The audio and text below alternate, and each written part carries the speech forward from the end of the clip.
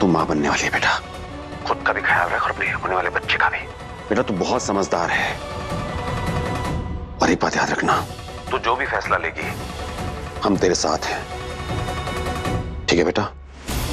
ये हुई ना बात, एक बम तो फोड़ा जा चुका है, अब दूसरे की बारी है।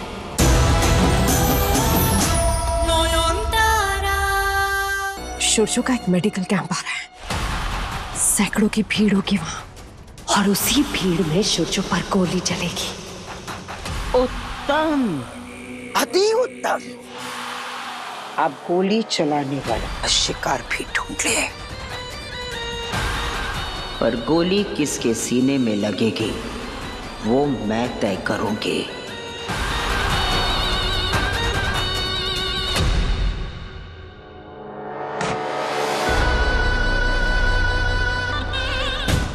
क्या कहते हो उसे? हाँ, सुपारी किलर। मुझे कोई ऐसा चाहिए जो मुझे ऐसे आदमी का कांटेक्ट लाके दे सके।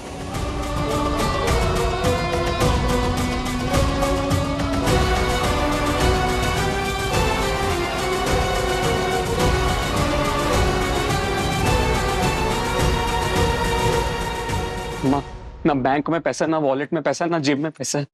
थोड़े पैसे तो दे दो ना, दोस्तों के सामने नाक कट गई पूरी। हम क्या करेगा? तेरा बाबा क्या हमारे लिए कुबेर का खजाना छोड़ के गया है? हाँ?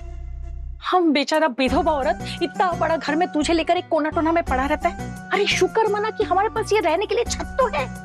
अरे हमारा खाट भी एकदम खाली है। Show no money. मांगो ना अपने उस प्यारे भतीजे से, भाभी से मांगो, अब तो उनकी गुड बुक्स में भी है ना। आपको पता है न्यू ईयर है, मेरे सारे दोस्त गैंगटॉक दार्जिलिंग घूमने जा रहे हैं। मुझे तो लगता है मेरे को हावड़ा बीच पे खड़े होकर वो मच्छी गिनना पड़ेगा। पता है मेरे दोस्त क्या कहते हैं कि सोम, पहले तो तू बहुत पैसे उड़ाता था हम पे, कितनी इज्जत करते थे मेरी, अब बोलते फूटी कौड़ी नहीं है, चिल्लर भी नहीं है मेरे पास, कोई बात नहीं करता है मां मुझसे। देखो ना प्लीज, थोड़े से पैसे दे दो। शोमू, हम नहीं मांगेगा। तुझे भीख मांगना है तू खुद मांग।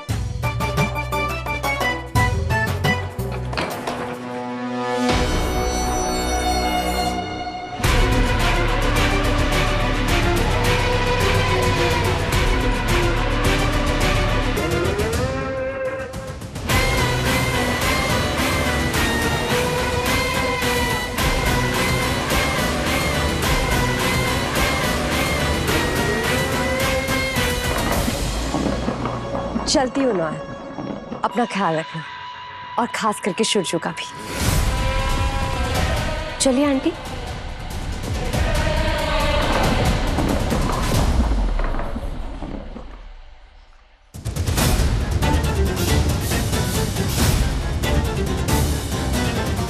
नयन, बिना कोई नाटक किए शाली चुपचाप चली गई। ये बात कुछ हजम नहीं हुई। मुझे भी नहीं छोड़ो टामी।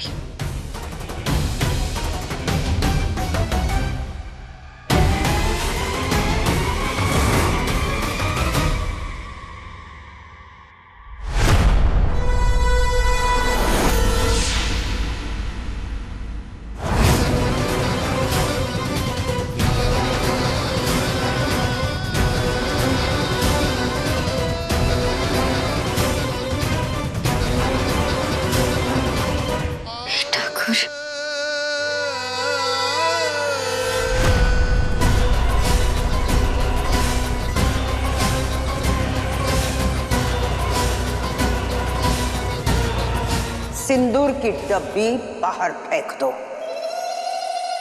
और सफेद साड़ी पहनने की आदत डाल लेना। ये पति, और सफेद साड़ी पहनने की आदत डाल लेना। सफेद साड़ी पहनने की आदत डाल लेना। बस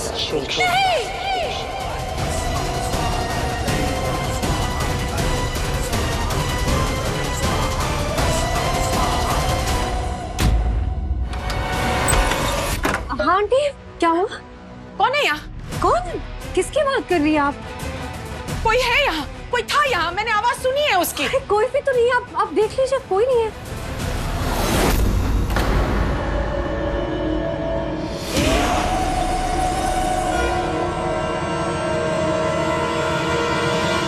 शुरजू,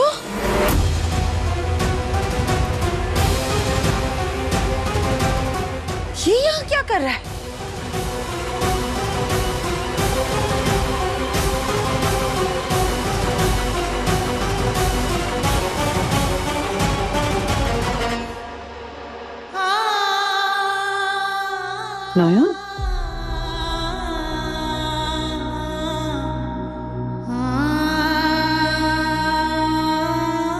बेटा, तू दिन रात सूरजो के बारे में सोचकर ऐसे डर में और तनाव में जिएगी तो तेरे कोख में पल रहे बच्चे पर क्या असर पड़ेगा बेटा? सोच के देख जरा। और क्या करूं छोटा अम्मी, अपने बच्चे को इस तनाव से बचाऊं या अपने पति की जान की परवाह करूं? बेटा तू एक काम कर, तू काली मंदिर के पंडित जी के पास जा, उन्होंने ही इस संकट के बारे में बताया था ना, भाई इसका तोड़ भी शायद बता दे। मैं भी चलती हूँ बेटा तुम्हारे साथ। हाँ, अगर संकेत उन्होंने दिया है तो कोई रास्ता तो वही बताएंगे मुझे। नॉन रुक जा, इस हालत में तुझे अकेली नहीं छोड़ सकती बेटा। आप यहीं रहिए। अगर सूरज बाबू का फोन आया ना तो उनसे कह देना कि मैं घर पर ही हूँ, रसोई में बिजी हूँ। अगर उन्हें जरा सी भी भनक लगी ना कि मैं मंदिर अकेले गई हूँ तो उन्हें अच्छा नहीं लगेगा। मैं जल्दी से आ जाती हूँ। नयन, हे बाबा भूतनाथ, नयन की रक्षा करना। नयन के पीठ पीछे ये सब रास लीला। छी छी छी छी, मुझे नयन को फोन करना होगा। कहाँ है मेरा फोन? नहीं नहीं आंटी, आंटी आप प्लीज प्लीज नॉन कॉल मत कीजिए। अगर एक प्रेग्नेंट लड़की को पता चला कि उसका पति चुप चुपके से दूसरी औरत को मिलता है तो वो तो बेचारी टूट जाएगी। हाथ छोड़ो मेरा। मैं अपनी बेटी को जानबूझकर अंधेरे में नहीं रख सकती। नहीं आंटी, आंटी मैं वादा करती हूँ आज के बाद हम दोनों नहीं मिलेंगे। मैं सूरजो को भी समझाऊंगी कि देखो, भले ही मैं उसका पहला प्यार हूँ, भले ही मेरे पेट में उसका पहला बच्चा है, पर नौहन के पेट में भी तो उसी का खून है ना। अगर नौहन रोएगी तो बच्चा भी रोएगा, और एक माँ का दर्द एक माँ ही समझ सकती है ना। आखिर मैं भी एक माँ ही हूँ ना। बंद करो अपनी ये बकवास। और तुम्हारा ये जो नाटक चल रहा है ना, फिर से मेरे घर के आसपास भी नहीं होना चाहिए। सच में अगर इस वक्त नयन को पता चला कि सूरजो अभी भी उस चुड़ैल के मोह में फंसा हुआ है तो इस सदमे से बाहर नहीं आ पाएगी। उस बेचारी को तो ये लगता है कि सूरजो के दिल में शाओली के लिए सिर्फ गुस्सा है और कुछ नहीं। तुम्हारा क्या करना है वो तो मैं देख लूंगी।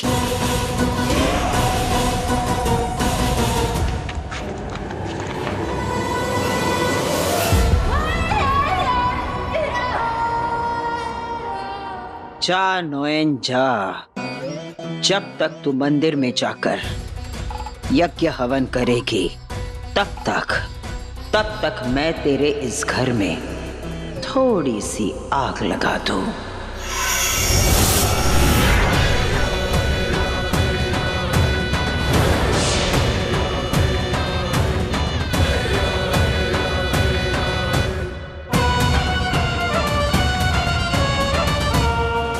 मेरी बेटी तुम्हारे बच्चे की माँ बनने वाली है, तुम्हें भगवान की तरफ पूछती है।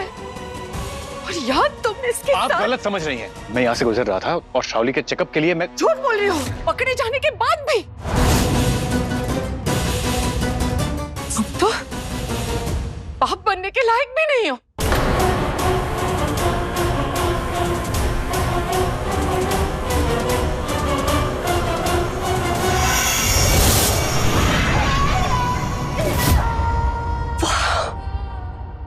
क्या एक्टिंग की है आपने? एक सेकंड के लिए तो मुझे सच में सूरजो के लिए बुरा लगने लग गया था। ये जो बारूद भरा है आपने, अब आंटी सीधा जाके नौहन को कॉल करेगी और ऐसा बम फोड़ेगी कि नौहन की आंखों के सामने अंधेरा छा जाएगा। नयन सूरजो को गलत समझे, इतना काफी नहीं है। असली तबाही तब होगी जब सूरजो को भी नयन पर शक हो जाएगा। नाइस, पर वो हम करेंगे कैसे?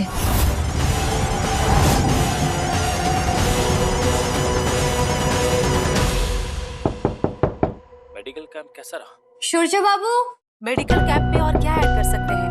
आपकी ऑब्जर्वेशन से as you are in-charge there, What was the reaction of patients? Was it helpful for everyone? What's your next step? Doctor सूरजो हमारा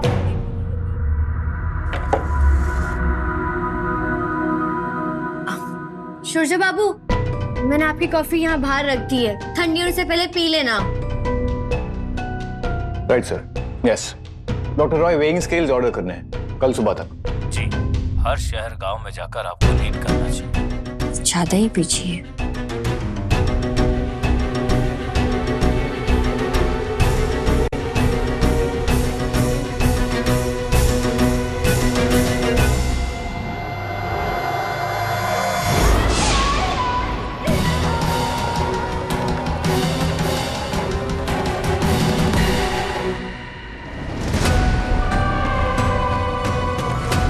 अरे, आग लगी है क्या? लगता है पीछे गार्डन साइड कहीं।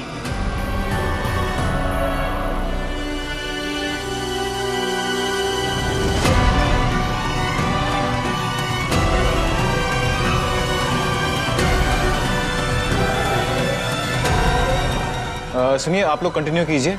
I will be back in 5। देखो तो सही चल क्या रहा है। पीछे वाले दरवाजे से जाता हूं। हाँ नयन, मैंने अपनी आंखों से देखा है। बस अभी अभी थोड़ी देर पहले सूर्य और शाओली एक दूसरे का हाथ पकड़ के घूम रहे थे। और सिर्फ आज नहीं, कल भी सूर्य आया था शाओली से मिलने हमारे घर।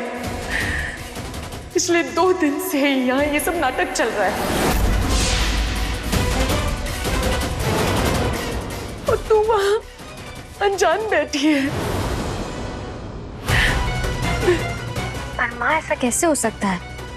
वो तो अस्पताल में ही थे सारा दिन, बल्कि मेडिकल कैंप के लिए इतना बिजी है कि उनको क्या कर रही हो तुम? खुद तो परेशान हो ही रही हो, बच्ची को भी परेशान कर रही हो। नयन बेटा, तुम मां बनने वाली है बेटा। खुद का भी ख्याल रख और अपने होने वाले बच्चे का भी। बेटा तू बहुत समझदार है, और एक बात याद रखना, तू जो भी फैसला लेगी हम तेरे साथ हैं, ठीक है बेटा? ये हुई ना बात। एक बम तो फोड़ा जा चुका है, अब दूसरे की बारी है।